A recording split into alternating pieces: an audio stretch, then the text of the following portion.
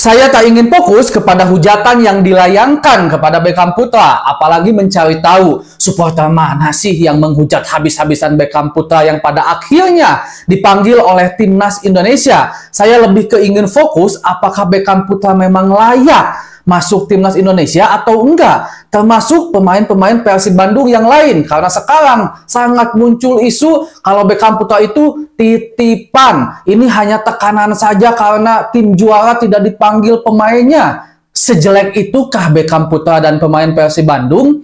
Mari kita bahas dari sudut pandang penikmat sepak bola, bukan pengamat sepak bola. Dari Sabang sampai Merauke, kita bersaudara. Bobotoh, salam dunia dimanapun kalian berada. Seperti biasa, saya doakan terlebih dahulu mudah-mudahan bobotoh semua selalu diberikan kesehatan dan juga diberikan kelancaran dalam mencari rezeki yang halalan dan thayyiban. Amin ya Allah ya rabbal alamin. Beckham Putra dipanggil oleh Coach Patrick ke timnas Indonesia menggantikan pemain Dewa United Septian Bagaskara karena cedera. Sebenarnya Coach Patrick juga udah mengeluarkan statement kenapa alasannya memanggil Beckham Putra. Yang pertama karena memang Bagaskara cedera, yang kedua karena Beckham Putra memiliki kualitas sehingga membawa Persib Bandung juara. Sebenarnya problematika tentang tidak dipanggilnya satupun pemain Persib Bandung ke timnas Indonesia bukan hanya kali ini saja, bahkan di maaf botol. Di pertandingan-pertandingan timnas Indonesia sebelumnya pun pemain Persib Bandung udah absen, tidak dipanggil timnas, bahkan di era Coach Shin Tae-yong. Saya di situ memberikan statement bobotoh, mungkin untuk bobotoh yang mengikuti HT Biru udah sejak lama, saya berusaha menganalisis dengan sangat objektif apakah benar pemain Persib Bandung tidak layak masuk timnas Indonesia. Bagi saya cuma satu pernyataan waktu itu. Memang sulit. Harus diakui, bobotoh sealam dunia, kita kesampingkan dulu tentang dasar-dasar yang tidak ada argumentasinya, pemain Persib harus dipanggil timnas. Persib hanya memiliki Edo Febriansyah, Kakang, Markok, Adam Alis, dan sisanya Beckham Putra. Pemain yang selalu inti bermain sebagai pemain 11 pertama Persib Bandung. Kita analisis dikit. Edo Febriansyah, pemain back kiri. Jika kita harus berbicara tentang saingan back kiri di timnas Indonesia, berat loh botoh. Berat. Lokal ada Pratama Arhan. Maksudnya pemain yang maaf ya, ini jangan sampai menjadikan statement yang seolah memecah belah, karena semua pun pemain lokal. Maksudnya pemain yang asli dididik di Indonesia yang sekarang pada akhirnya bermain di Thailand, Pratama Arhan. Ada Kelvin Verdong. Ada pemain yang baru, Dean James. Sain Patinama ada di situ. Nathan Choaon juga posisi aslinya adalah bek kiri. Susah Edo Febriansyah untuk dipanggil di situ. Bek kanan Kakang Rudianto harus disandingkan bersaing dengan Kevin Dix. Siapa lagi? Sandy Walsh, Asnawi Mangku Alam. Susah juga bobotoh. Harus kita akui secara terbuka, harus kita akui ini. Markok Adam Alis, pemain tengah. Di situ ada Kakak Ricky Kambuaya.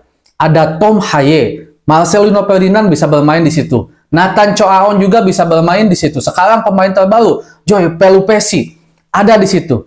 Berat, tapi memang kemungkinan untuk bisa masuk masih ada. Kalau kita berbicara tentang pemain pelapis, masih oke. Nah, pemain depan harus kita akui di timnas Indonesia cukup langka. Harus kita akui. Kita sekarang hanya punya Rafael Strike, Oleo Meni, Ragnar Oratmangun, mungkin Eliano bisa di situ, bisa juga di bek kanan tadi kelewat Eliano, bisa juga sebagai pemain tengah karena pemain ini adalah pemain yang cukup freestyle sama seperti Ahmad Irianto di Persib Bandung. Cuman memang untuk opsi-opsi yang dibutuhkan bagi saya, Beckham Putra bisa menjadi pilihan di situ ketimbang pemain-pemain lain seperti layaknya Septian Bagaskara dan segala macamnya. Walaupun bobotoh Septian Bagaskara, Ramadan Sananta, pemain yang dipanggil oleh timnas Indonesia adalah memang pure posisi aslinya adalah sebagai seorang striker murni sebenarnya. Kecuali Septian Bagaskara yang agak sedikit sebagai second striker atau flank ke sayap. Yang benar-benar murni adalah Ramadan Sananta. Makanya agak sedikit susah kalau disandingkan dengan Beckham Putra. Tapi intinya bagi saya pribadi, pemain Persib Bandung, seenggaknya pemain tengah Markok, Adam Alis, dan juga Beckham Putra, untuk TC dibawa dulu layak. Lihatlah nanti perkembangan di TC Timnas. Apakah mampu bersaing masuk ke 23 atau 18 pemain yang dimasukkan untuk selalu ada di pertandingan, atau hanya pemain cadangan mati saja. Bagi saya seperti itu. Dan banyak juga pengamat-pengamat bahkan sekelas Bung Towel mengatakan, begitu pun pengamat-pengamat timnas Indonesia lain, Bung Binder dan segala macamnya, Beckham layak masuk timnas Indonesia karena pemain ini adalah pemain yang bisa merubah keadaan, bisa merubah situasi. Ini yang dibutuhkan oleh semua tim, bukan oleh timnas saja, bukan oleh Persib Bandung saja. Jadi ketika keadaan buntu, ada pemain yang bisa memberikan perbedaan permainan, dan itu ada di Beckham Putra. Ini bukan menurut saya, ini menurut pengamat pundit-pundit sepak bola di Indonesia. Bahkan Bung Opan juga berbicara seperti itu. Beckham Putra layak dikasih kesempatan bobotoh sealam dunia. Karena ketika pada akhirnya timnas Indonesia buntu, Beckham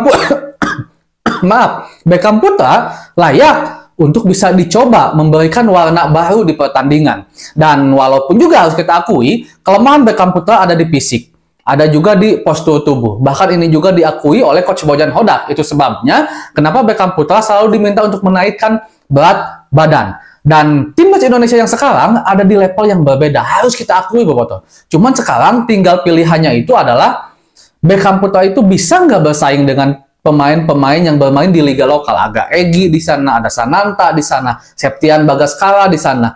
Harusnya mungkin perbandingannya lebih ke situ. Di antara pemain pemain yang bermain di liga lokal, Beckham layak nggak menjadi salah satunya. Karena jika disandingkan dengan pemain-pemain yang bermain di luar negeri seperti Ragnar Uratmangun, Ole Romani, jelas jauh berbeda.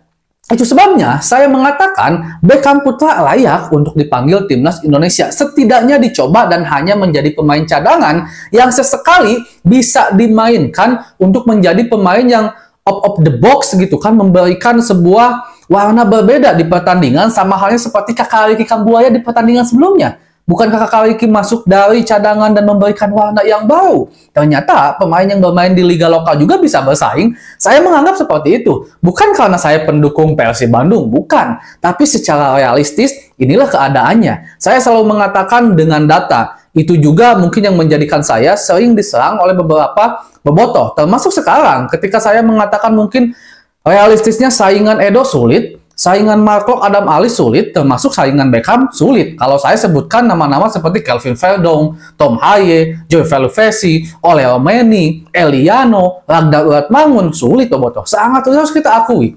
Harus sangat-sangat kita akui. Itu sebabnya alasan mungkin kenapa timnas Indonesia jarang memanggil pemain Persib Bandung, karena dari segi kebutuhan timnas, pemain-pemain yang gemilang, bukan artinya jelek, bukan artinya Edo, Kakang, Mark Klok, Adam Alis, Beckham jelek, bukan berarti seperti itu. Tapi posisi-posisi mereka, saingannya itu sulit di timnas Indonesia. Mungkin ini akan banyak bobotoh yang sedikit kurang setuju, tapi realistis, secara argumentasi dan hitam di atas kertas data, inilah kenyataannya. Cuman kalau harus mencoba seorang Beckham Putra, bagi saya lebih dari layak untuk dicoba. Walaupun kita tahu hujatannya begitu banyak. Beckham dan Mads Hilger belum masuk TC, belum bergabung TC, hujatan dan keraguannya udah sangat besar. Ini layak untuk kita tunggu apakah Beckham Putra mampu berbicara banyak, dan kita tentu harapannya Beckham bisa memberikan kontribusi yang lebih untuk timnas Indonesia. Segitu dulu untuk pembahasan hari ini. Assalamualaikum.